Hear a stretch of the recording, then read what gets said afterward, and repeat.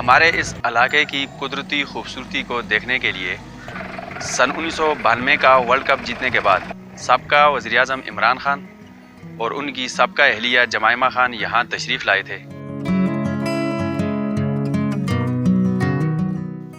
سابقہ وزیر اعظم عمران خان نے اس علاقے کو آنے کی ترجیح اس لیے دی کہ یہ علاقہ ارد گرد کے علاقوں سے اونچا بھی ہے اور خوبصورت بھی ہے۔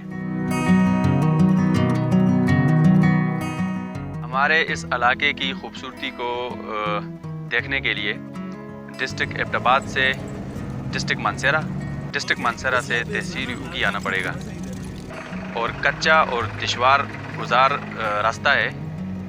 یہاں تک پہنچنے کے لیے آپ کو جیپ 4x4 کا استعمال کرنا پڑے گا۔ یہ تقریباً ایبٹ آباد سے 65 کلومیٹر کا سفر ہے۔